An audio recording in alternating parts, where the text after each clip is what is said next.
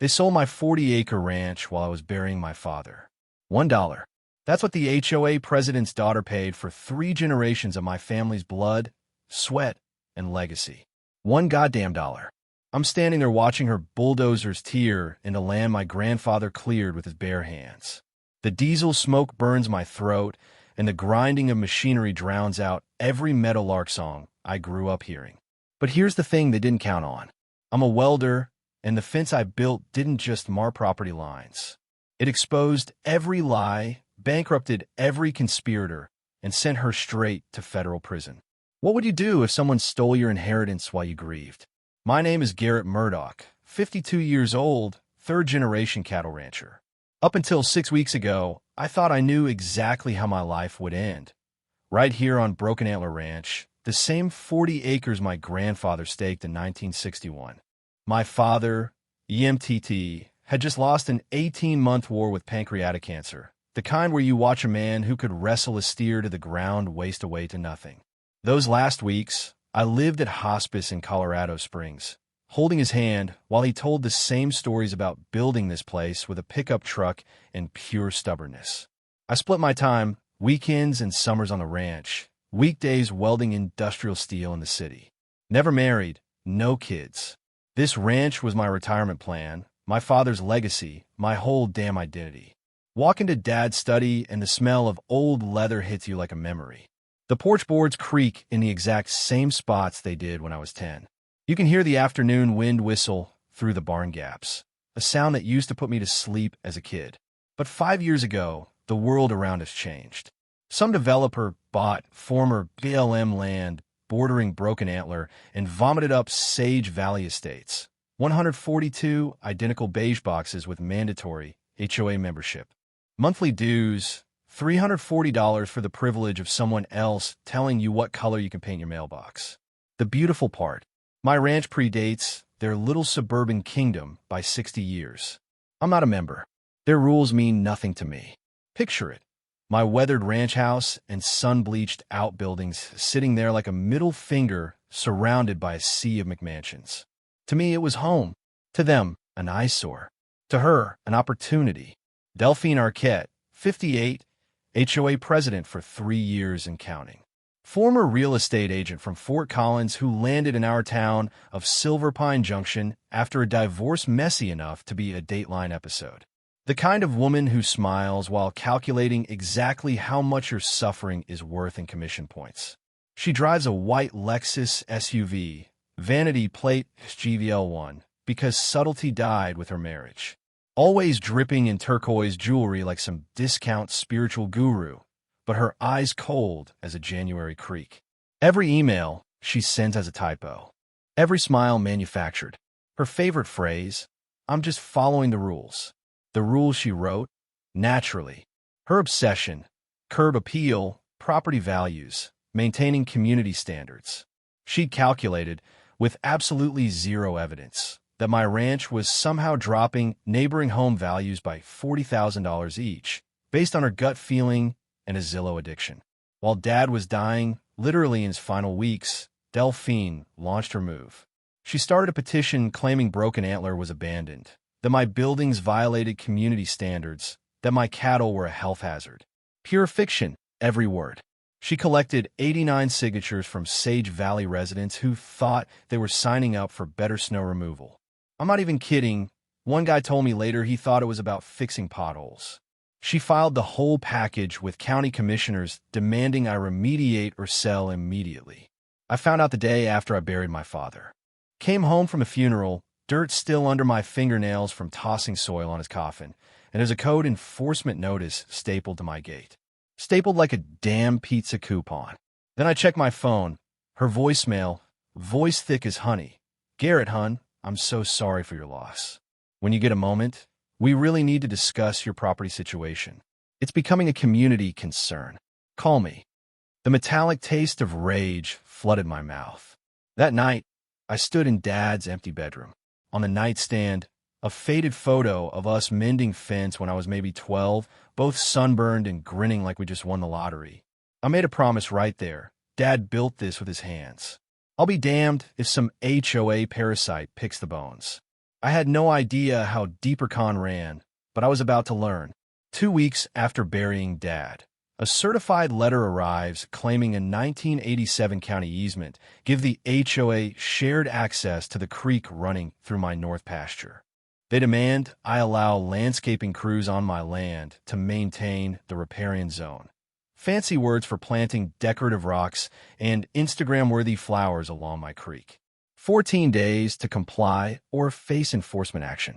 They cite Colorado Revised Statute 38-33-31166, which sound official except they're applying it completely wrong. I drive to the county clerk's office in Canyon City, a building that smells like old paper and burnt coffee.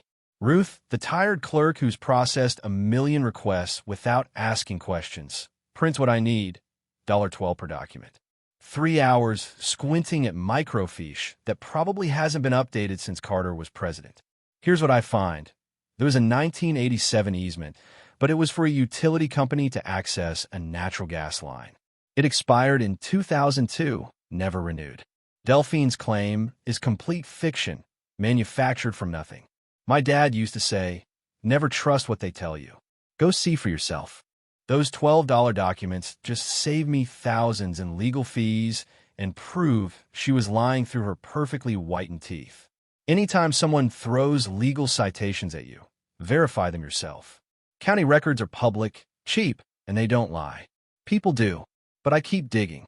I file a Freedom of Information Act request for all HOA correspondence with county officials. Costs nothing, takes 10 business days. What I get back is pure gold. Delphine's been coordinating with the county planner, a guy named Brock, for 8 months. He tips her off about inspection schedules. She times complaints to land right before county crews show up. They've got a perfect little system running. Then I find the email that makes everything click. Once we establish access, the rest is easy. He'll sell, or we'll foreclose. Foreclose on what? I don't know the HOA a single cent. My ranch has been paid off since 2019. No lien, no debt, no legal mechanism for foreclosure, unless they're planning to create one. This goes way deeper than harassment. I'm sitting in my truck outside the county building, phone in my shaking hands, breathing shallow, traffic humming in the distance. The sun's too bright. Everything feels surreal. Then I look up and see it, white Lexus, vanity plate SGVL1, pulling into the Starbucks directly across the street. Delphine steps out, turquoise earrings flashing, and meets a tall guy in a county polo shirt. Brock. They're laughing. Actually laughing, clinking their overpriced lattes together like old friends celebrating a done deal. The arrogance is almost beautiful. They think they've already won. Think I'm too grief-stricken or too stupid to figure out what they're doing. That night, I start researching Delphine's family using public records, LinkedIn, Facebook, all perfectly legal if you know where to look and have enough insomnia-fueled rage. Her daughter, Sienna Arquette, 31, recently crawled back to Silver Pine after her wellness influencer career face-planted in Denver. She's got $74,000 in student loans. She literally posted a crying emoji, ran about it on LinkedIn, and works part-time at Whole Foods, lives in Delphine's basement. Then I see her Facebook post from 3 days ago, and everything goes cold. The photo shows Sienna standing on my east pasture with her arms spread wide, like she's auditioning for a yoga retreat brochure. Mountains behind her, my cattle visible in the background. Caption, excited for my new entrepreneurial venture, future site of Sage Valley Retreat and Wellness Center. I stare at that image until my vision blurs. She's standing on land my grandfather cleared with his bare hands. Land my father bled for. Land that belongs to me. This isn't about property values or curb appeal. This is theft, planned, coordinated, premeditated theft. The next night, I'm doing my evening perimeter walk, an old habit dad drilled into me, when I find orange survey stakes planted along my fence line. Each one marked SVWC in black Sharpie. I yank one out of the ground, and that's when I see the paper caught on the barbed wire, flapping in the wind like a surrender flag. It's a business permit application with Sienna's name on it, requesting a conditional use permit for a 12-cabin wellness retreat on recently acquired 40-acre parcel. Lot 0B, Sage Valley Estates Edition. Lot 0B doesn't exist in Sage Valley Estates, but the legal description matches Broken Antler Ranch word for word. The wind picks up, carrying the smell of sage and cold soil, and I'm standing there holding this orange steak like a weapon while everything clicks into place. They're not planning to steal my ranch. They think they already have. I don't call anyone. Don't confront them. Don't give any warning. Instead, I call my cousin Tully, a title insurance investigator in Denver and the smartest guy I know when it comes to property fraud. His advice is simple and surgical. Don't tip your hand. If they think you're clueless, they'll keep moving forward and get sloppy. Overconfident people always do. Document everything. Photos, dates, witnesses. Build a timeline so airtight they can't wriggle out. That night, I clear a corner of the barn and pin documents to the plywood walls, connecting names and dates and transactions with red string. Email printouts, survey stake photos, permit applications, the fake easement letter, Sienna's Facebook post printed in full color. My war room is born. If they want Broken Antler, they'll have to go through me, and I'm done playing defense. They're out there right now, laughing over coffee, thinking this is already finished, completely unaware of what's coming for them. I start checking county records every morning, 7 a.m., coffee in one hand, mouse in the other. Day 23 after Dad's funeral, something new appears. Quitclaim deed. UMTTG. Murdoch deceased to Sage Valley Estates, HOA, trustee for community benefit, $1 consideration, filed by Delphine Arquette as HOA authorized agent. They forged my dead father's signature and sold his ranch for $1. The notary stamp is from a UPS store in Pueblo, 60 miles away. My hands shake so hard I nearly drop the phone. Here's what most people don't know about quitclaim deeds. They transfer ownership without guaranteeing the person signing actually owns the property. They're legitimate tools for divorces and family transfers, but they're also perfect for fraud because county clerks don't verify signatures. They just record what you file.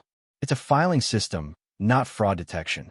Delphine exploited the gap between Dad's death and probate clearing, which takes 6 to 12 months in Colorado. She bet I'd be too grief-stricken to check records. She almost won that bet. I've got 120 days from filing to challenge it in court. I've already burned 3 weeks. I drive to the Pueblo UPS store, tucked between a vape shop and a seasonal tax office. The kid behind the counter, named Tag Braxton, barely glances at the deed. Yeah, we do notarizations. $15. Quitclaim deeds. People just bring them in and we stamp them. We're not lawyers. Security cameras. 30-day loop. 5 weeks ago, already erased. That night, I spread every document with Dad's signature across the barn workbench. His will, medical power of attorney, bank statements, 23 samples. I photographed the forged deed signature and use a free overlay tool to compare them. The differences scream fraud. Dad's real signatures from his final year are shaky, inconsistent, tremors from chemo. The forged one is smooth, confident, perfect. Whoever did it was healthy and stupid enough to make it look too good. I take everything to Deputy Lang at the sheriff's office. He listens, sighs, leans back. Son, this is a civil property dispute. We don't handle forgery on deeds unless the DA gets involved. And the DA won't touch it without a lawyer pushing. I've got photo evidence, handwriting analysis, a clear pattern. Doesn't matter. I believe you, he says, but you need a lawyer. I scraped together $2,500, my entire savings cushion, and hire Margot Velland.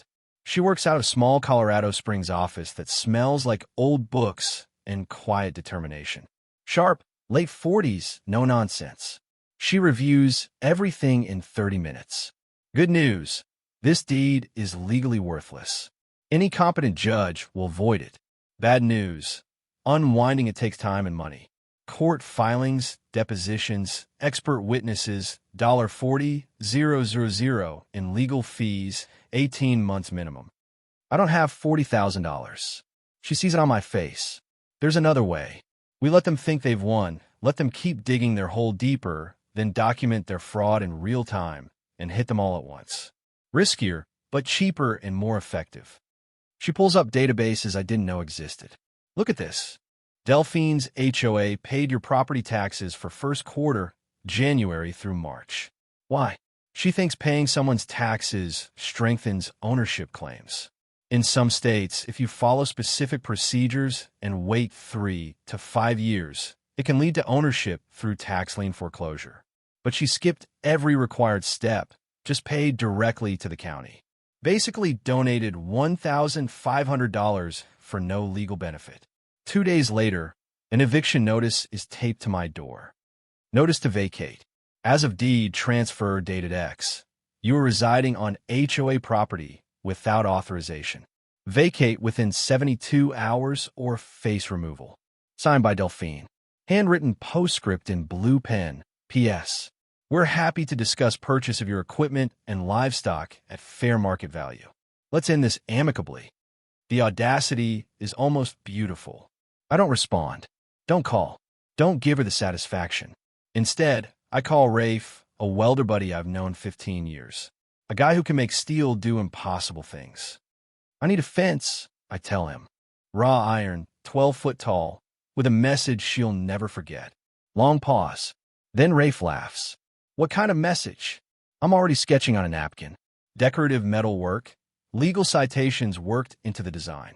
The kind that reminds her every single day exactly what law she broke.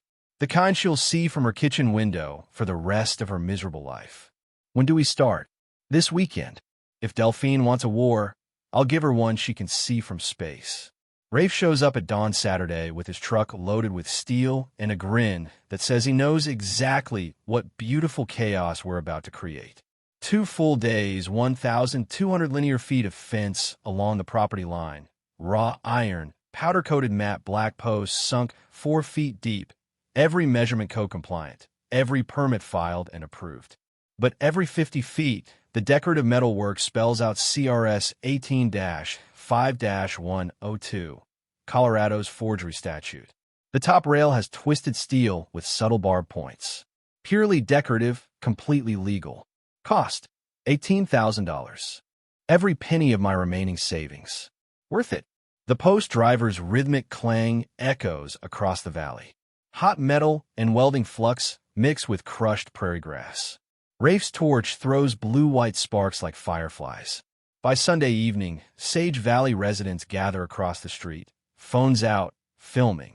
The fence rises like iron teeth against the sunset, 12 feet of go-to-hell in architectural form. Sunday afternoon, Delphine's Lexus screams up my driveway, tires spitting gravel. She jumps out, face red, turquoise earrings swinging. You can't build this. It violates our community aesthetic guidelines. I flip up my welding mask, lean against a post. I'm not in your community, Delphine. Never was. She's shaking. It's a spite fence. That's illegal. Spite fences are only illegal if their sole purpose is annoying neighbors. I've got legitimate reasons. Livestock containment, security, keeping trespassers off my property. I'll let that word hang. Trespassers. Colorado allows fences up to 15 feet on agricultural land. I'm at 12. Want to measure. Her mouth opens and closes. She storms off, tires squealing. 2 days later, Inspector Pacheco arrives. He walks the fence line, checks permits, measures height, inspects welds. It's not blocking sight lines. It's entirely on your property. And honestly, gorgeous work. He shakes my hand. Delphine watches from her Lexus 50 yards away, taking photos. Wednesday morning, my kitchen tap runs dry. Just a dribble of brown water, then air. I hike to the shared water line from the 70s that feeds 3 ranches. The valves, on what Delphine now claims as her land, are closed and chained shut.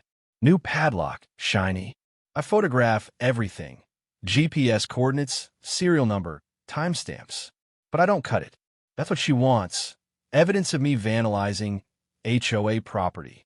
I haul water in tanks for cattle and document every gallon. But something unexpected happens. Sage Valley residents, actual homeowners, start approaching me. A couple in their 60s, nervous. We signed her petition. She said it was about trash cleanup. We didn't know she was trying to take your land. Another couple, younger. Our dues went up again. 3rd time this year. Delphine says it's for legal expenses. Is she suing you with our money? She's not suing me. I say, she's trying to steal from me. Big difference. Word spreads through their private Facebook group. Civil war erupts. People demanding financial transparency, asking where the reserve fund went, questioning why meetings became closed session. One guy, Porter, retired accountant, requests HOA financial records, his legal right as a member. Delphine refuses, calls them confidential board documents. Porter emails back. Colorado HOA law says otherwise. 10 business days to comply, or he's filing a state complaint. He walks over one evening. I think you're getting screwed, and our fees are paying for it. Can we talk? We talk 3 hours. He takes meticulous notes. 10 days later, legally forced to hand over records, Delphine complies. Porter shows up at my door with an accordion folder and a look like he found a body. Garrett, you need to see this. But before we dig in, Friday morning, my cattle are gone. All 11 head. Gate wide open, deep tire ruts, and mud from yesterday's rain leading to the county road. I called Deputy Lang. File a report. Any idea who'd steal your cattle? About a theory.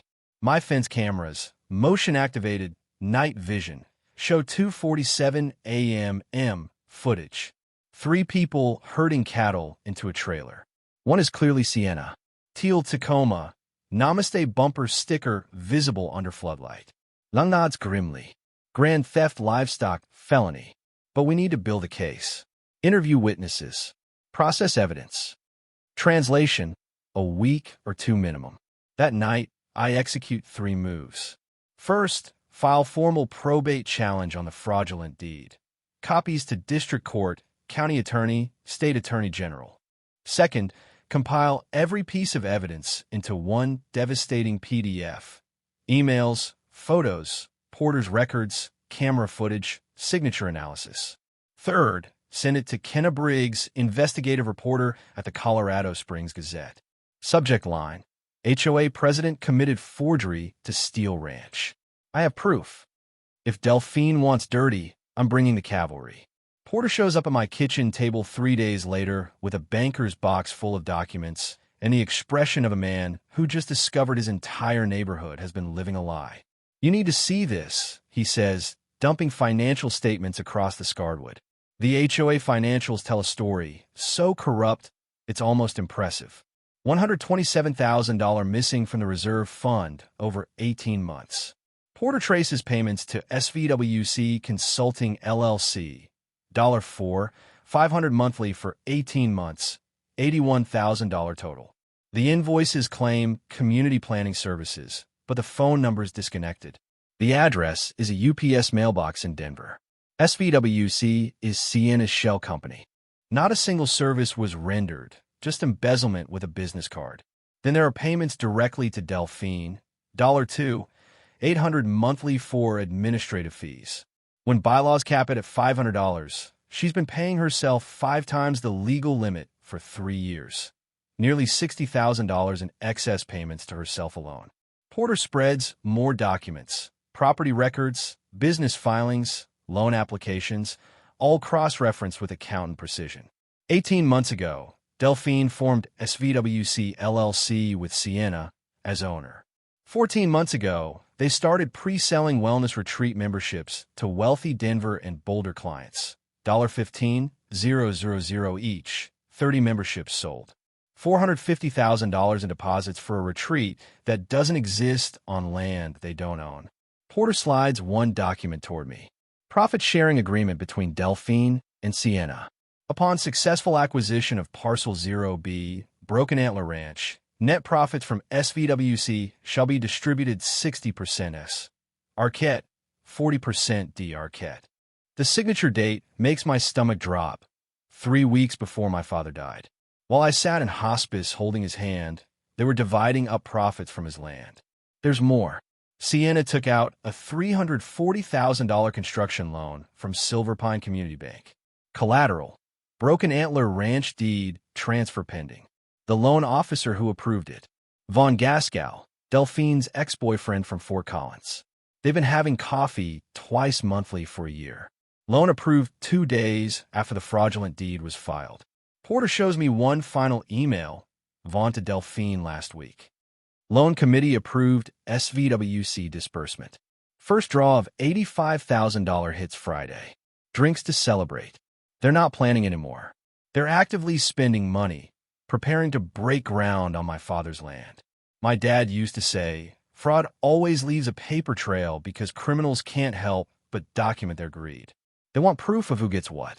Delphine and Sienna created shell companies, fake invoices, loan applications, profit-sharing agreements.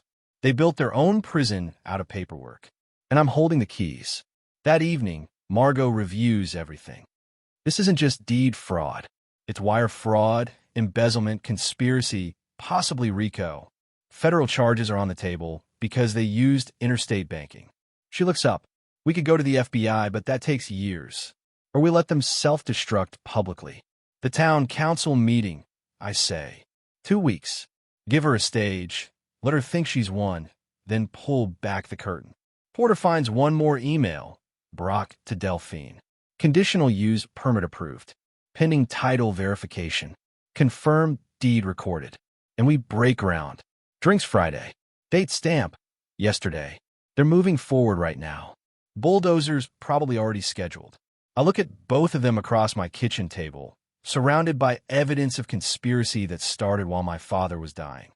2 weeks, I say quietly. We end this in 2 weeks. My kitchen table becomes war headquarters. Porter, Margot, Tully, Rafe, even Deputy laying off duty. Documents, photos, timeline charts spread everywhere. 2 weeks until town council. We need irrefutable evidence, public pressure, and a legal kill shot. Margot handles legal filings.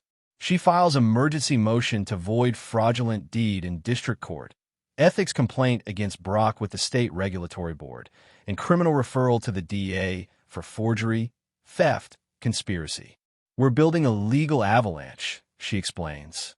Even if one filing fails, 3 others are right behind it. When fighting fraud, you file everything everywhere.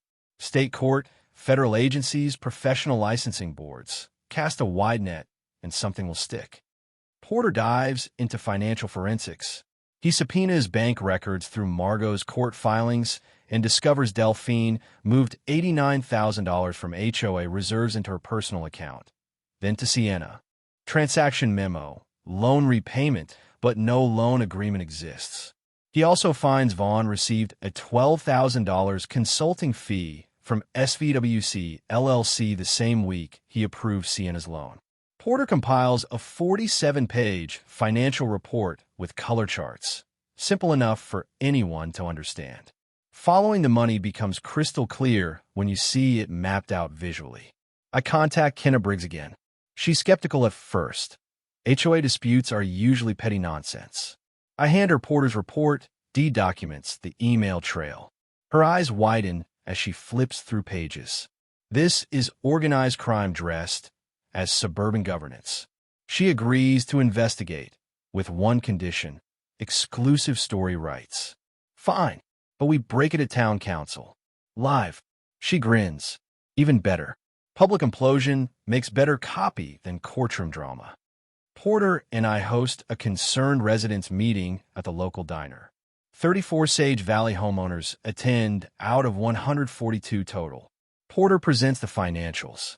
Your dues didn't go to landscaping. They went to fund a land theft scheme. I watch faces shift from confusion to anger to betrayal. One woman starts crying. She's been paying into this fraud for 3 years. Iris Drummond, former city councilwoman and respected elder, stands up. I've dealt with corrupt officials before. You need to recall petition fast. Colorado HOA law. 25% of members can force a recall vote. We need 36 signatures. Porter and Iris canvass the neighborhood over 3 days, knocking on doors, showing documentation, answering questions. They secure 52 signatures, well over the minimum. Recall petition filed demanding removal of Delphine, full financial audit, new board election. Delphine's panicked email to residents follows within hours. This recall is a vindictive attack by an outsider who refuses to respect community standards. But the damage is done. Residents are asking questions she can't answer. Tully discovers the nuclear option buried in public records. The original 2018 HOA incorporation documents contain an error, wrong legal description for community boundaries.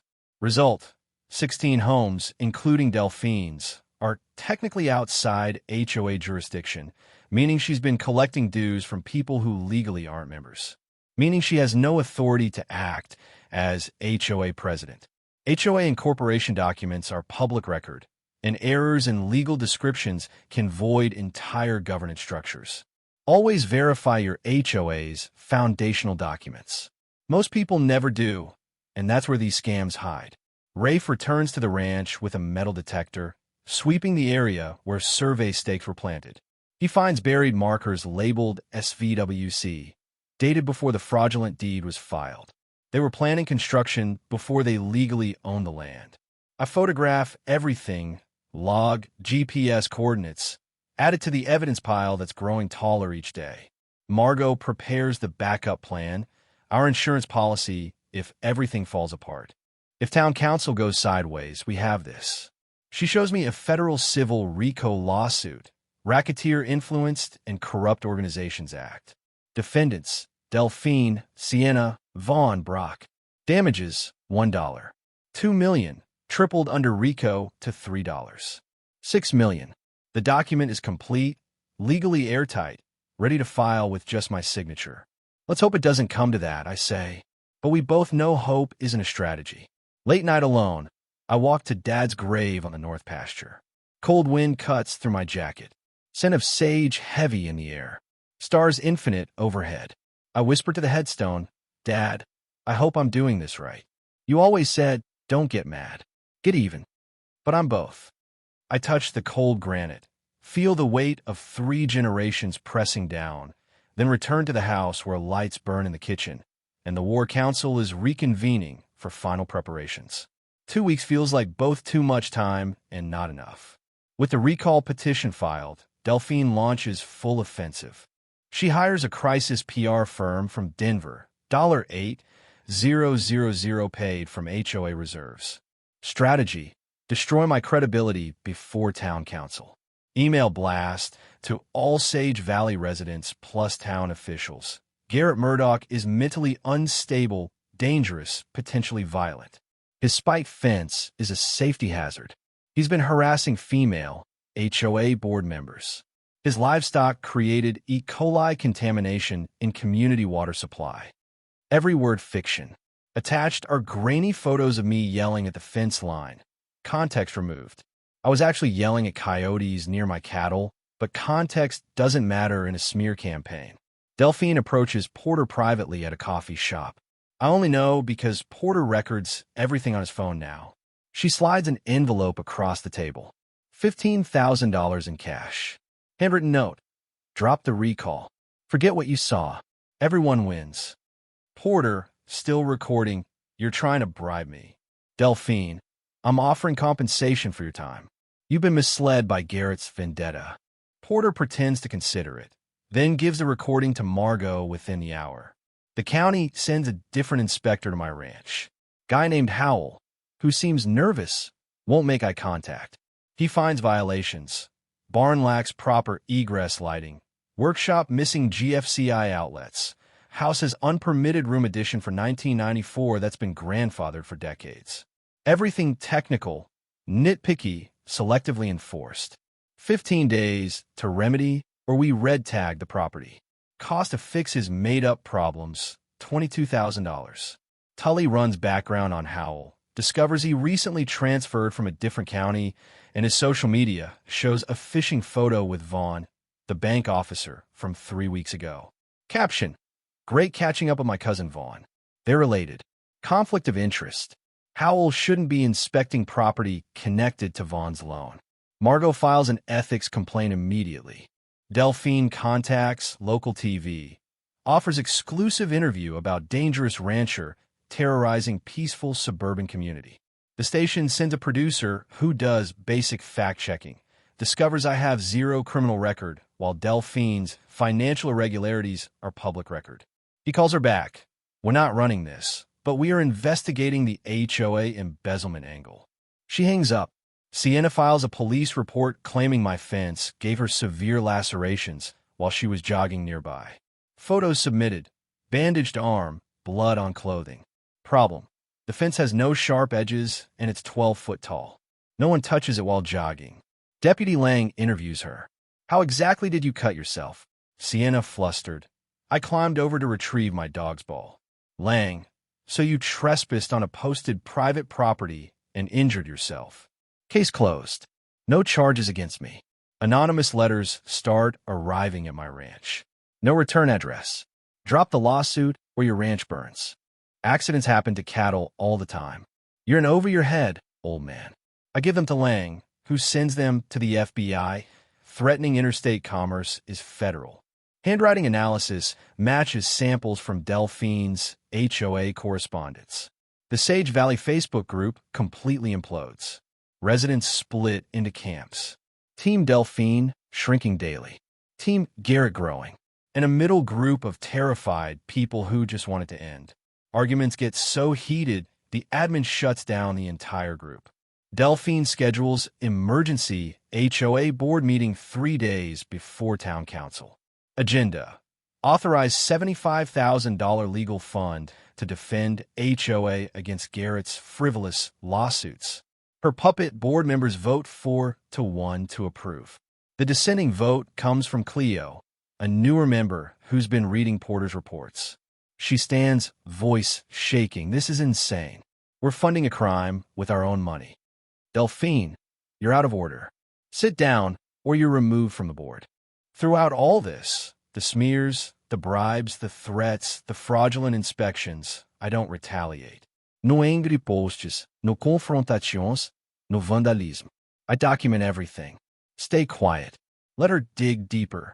Rafe visits one evening, finds me in the barn organizing evidence files. How are you not losing your mind? He asks. I look at the timeline pinned to the wall, the red strings connecting every lie, every crime, every co-conspirator. Because in 72 hours, the whole town watches her lose hers. 72 hours before town council, I execute final reconnaissance. Tully and I stake out Sienna's wellness center construction site, my land, according to their fake deed. Construction crew is already breaking ground. Excavators digging foundation, cement trucks on standby. The foreman, unaware he's building on stolen property, tells us, yeah, permits all cleared. Owner said it's her family land. I photograph everything. Equipment, serial numbers, crew names, progress. The permit sign lists Vaughn's bank as primary lender. Porter monitors HOA bank accounts. He has access as a member who requested records. Discovery: Delphine just transferred another $28,000 to a legal defense fund, but the payment goes to a shell company, not a law firm. Porter traces it. Registered in Wyoming, a privacy haven, with Sienna's ex-boyfriend listed as agent of record. The money's being laundered out before anyone can freeze accounts. Every transfer, every shell game gets documented and added to our evidence.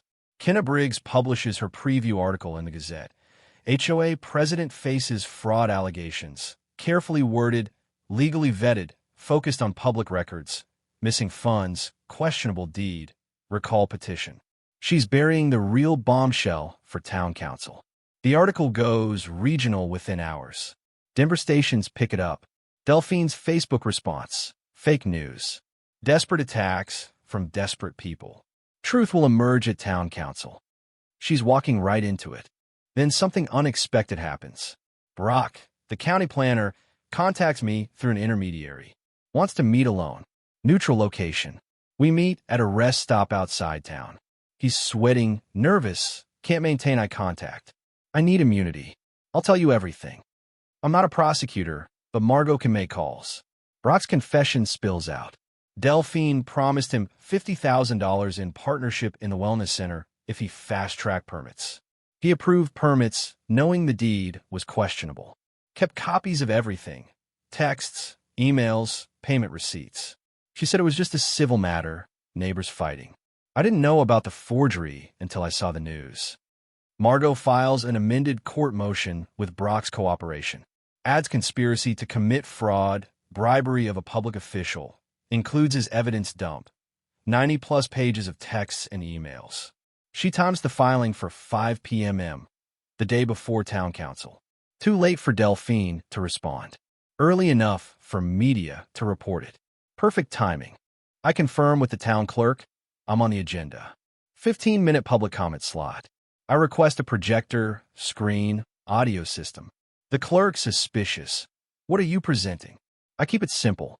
Just some property documents. Visual aids help. I don't mention Margot, Porter, Kenna, and Tully will all be there. Or that I've invited the county sheriff, state HOA regulatory investigator, and an FBI agent through Lang's connections. Delphine learns I'm on the town council agenda and panics. She hires an attorney, Reuter Voss, expensive Denver corporate lawyer at $650 an hour. Voss reviews the case over 24 hours, and his advice is immediate. You need to settle today. Offer him his ranch back. Full apology. Walk away. Delphine refuses. Absolutely not. I've done nothing wrong. We'll bury him. Voss, sensing disaster. Then I need a $50,000 retainer. Now. Delphine scrambles, borrows from Sienna, maxes out credit cards to pay him. The night before council, I can't sleep. I walk the ranch perimeter under stars. Boots crunching frost on grass. Distant coyote calls echoing across the valley. I stop at the construction site. Excavator silent, dark waiting. Tomorrow this ends one way or another. I return to find an old photo. Dad shaking hands with the county commissioner at the ranch's 50th anniversary in 2011. On the back, in his handwriting, built with honesty, protected with truth. Morning of town council. Delphine sends a mass email. Emergency HOA meeting. Mandatory attendance 6 p.m. Same time as town council. She's trying to pull her supporters away, control the narrative in her own space. Porter and Iris counter immediately. Email blast to Sage Valley residents. Attend town council 6 p.m. See the evidence Delphine doesn't want you to see. By 5:30 p.m., town council chambers are packed. Capacity 180, but there are over 220 people crammed in, spilling into hallways. Front row, Margot, Porter, Kenna with notebook ready, Tully. Middle section, Sage Valley residents. Tension thick, camps clearly divided. Back row, sheriff's deputies, state investigator in plain clothes. FBI agent torn in a gray suit, camera crews from local TV, and Kenna's Gazette videographer set up. Delphine enters with Voss, Sienna, 2 remaining board members. She sees the crowd, the cameras, the officials. Her confidence flickers to concern, but she squares her shoulders. She still thinks she can talk her way out. Mayor Pute gavels the meeting to order. Standard agenda items rush by. Everyone knows why they're really here. At 6:47 p.m., public comment period. First speaker, Garrett Murdoch. 15 minutes. I stand, walk to the podium wearing clean Wranglers, press shirt, Dad's BOLO tie. Set down my folders, plug in my laptop, look directly at Delphine. She's whispering frantically to Voss. I take a breath. Here we go. Mayor, council members, neighbors. My name is Garrett Murdoch. 47 days ago, I buried my father. 23 days ago, someone stole my family's ranch using a forged deed. Tonight, you'll see exactly how. First slide appears on screen. Side-by-side comparison of Dad's real signature. Shaky, tremor affected. Next to the forged deed signature. Smooth and confident.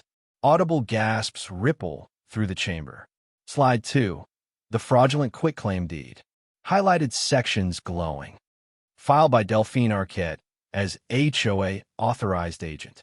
Problem: HOA has no authority over non-member property. First lie. Delphine stands, face red. This is slander, Mayor. I demand he be removed. Mayor Pute. Ms. Arquette, he has the floor. You'll get your turn. She sits, Voss gripping her arm. But the deed was just the tool. The motive was money. I nod to Porter. He stands, distributes printed financial reports to council members. Slide 4. HOA Fund Flowchart. Color-coded, damning. Porter presents $127,000 diverted from reserves over 18 months.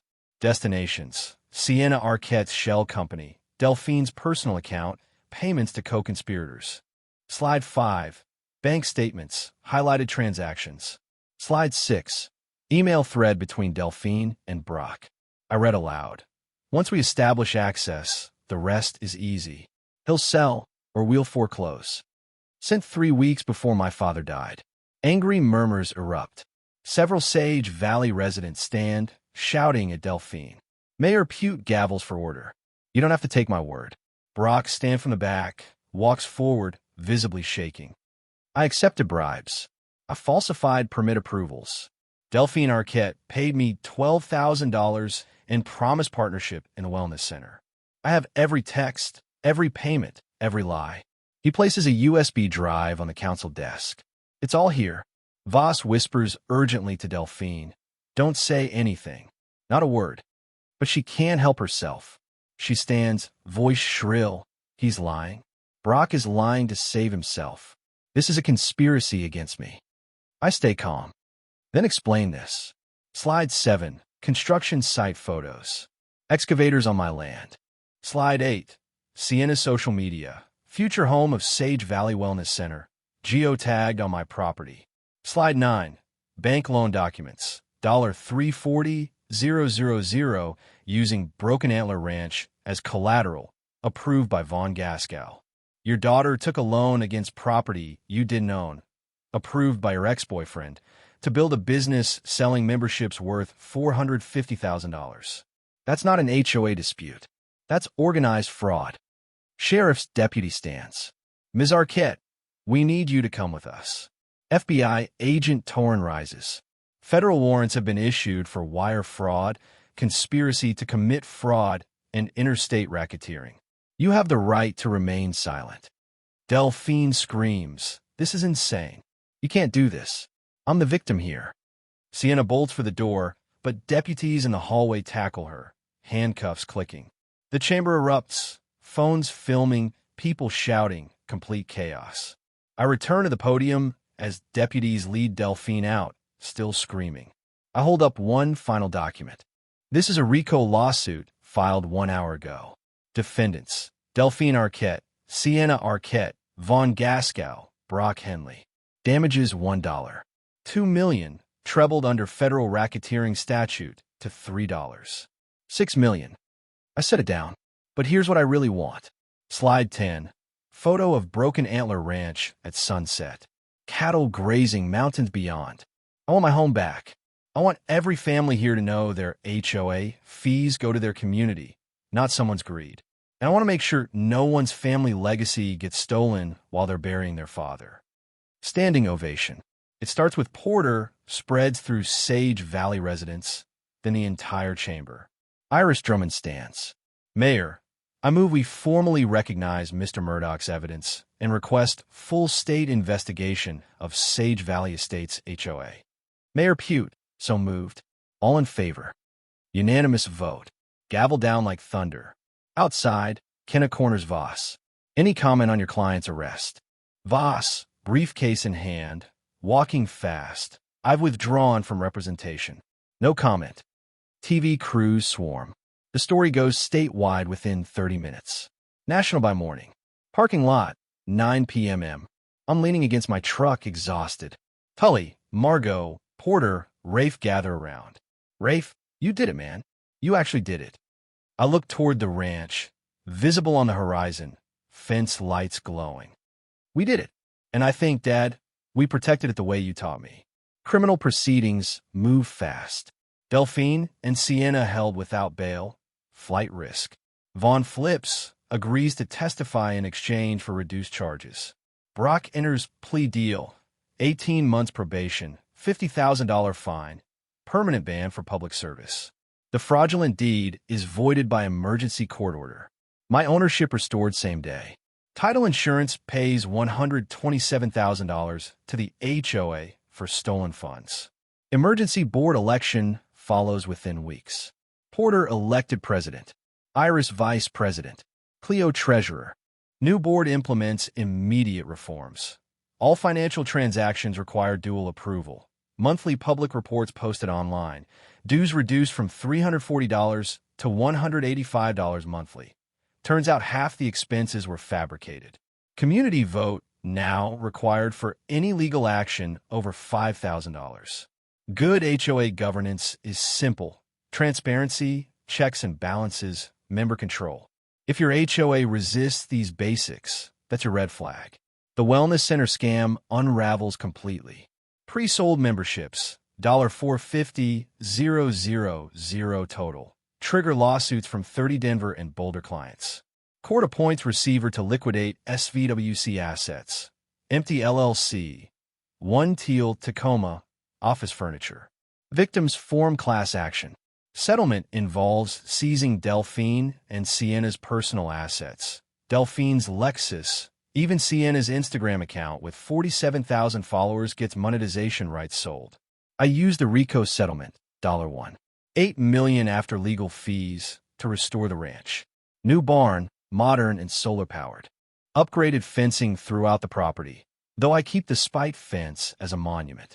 I hired 2 part-time ranch hands, local veterans needing work. The sound of hammers on new barn framing, smell of fresh-cut pine, laughter of the work crew. The ranch feels alive again. I plant an oak tree at Dad's grave with a plaque, EMTT Murdoch, 1947 to 2025. Built with honesty, protected with truth. 4 months after Town Council, I established the EMTT Murdoch Legacy Fund with a $400,000 endowment. Purpose: legal aid for families fighting HOA fraud, property theft, elder financial abuse. Partnership with Colorado Legal Aid Society. First year helps 12 families across the state reclaim stolen property, fight illegal foreclosures. If you suspect HOA fraud, organizations like this exist. Document everything. Reach out. You're not alone. Sage Valley transforms. With Delphine gone, neighborhood culture shifts entirely. The annual Broken Antler Barbecue becomes tradition. I host over 200 neighbors on the ranch each summer. Former Team Delphine members apologize privately. I accept gracefully. No gracias. One couple who signed the original petition donates $5,000 to the Legacy Fund as penance. The smell of mesquite smoke, sound of kids playing by the creek, taste of slow-cooked brisket. This is what community should feel like. Kenna Briggs, and I stay in touch. Coffee becomes dinner becomes something more. Turns out investigative reporters appreciate a solid document trail. We're seen together at town events, and yeah, there's something there. Not rushed, not the focus, but real. 8 months later, sentencing day arrives. Delphine gets 7 years federal prison, $2. $1 million in restitution. Sienna receives 4 years, $890,000 restitution. Barred from financial services forever. Vaughn gets 2 years, $340,000 restitution. Banking license revoked permanently. I attend sentencing, say nothing, leave quietly. I modify the spite fence one final time. Add educational plaques every 100 feet explaining Colorado property law, HOA rights, fraud prevention. It becomes an informal teaching tool. Property law students visit. Journalists stop by. Curious neighbors read and learn. Local college uses it for real estate law classes. The story goes viral beyond Colorado. YouTube channels cover it. And I give one exclusive interview to an ethical creator. It inspires HOA reform legislation in 40-plus states. The Murdoch Standard enters legal vocabulary. Document everything. Follow the money. Force public accountability. 1 year after that town council meeting, I stand at the same fence line where this all began. But now cattle graze peacefully. The new barn gleams in afternoon sun. Neighbors wave from the trail. I'm holding coffee, Kenna, before heading out to cover another story. The ranch survived. Dad's legacy stands. I look at the fence, at the land beyond, at the mountains catching sunset light. They thought stealing my home would be easy. Turns out some things are worth fighting for. And when you fight clean, with truth and patience, you don't just win. You build something better. If you've got an HOA nightmare story, drop in the comments. Let's shine light on these abuses. And if this meant something to you, hit subscribe. We're not done fighting for the little guy. I walked toward the house, silhouette against golden hour, defense inscription visible behind me. CRS 18-5-102. The EMTD Murdoch Legacy Fund has helped 47 families reclaim $8.3 million in stolen property. The fight continues.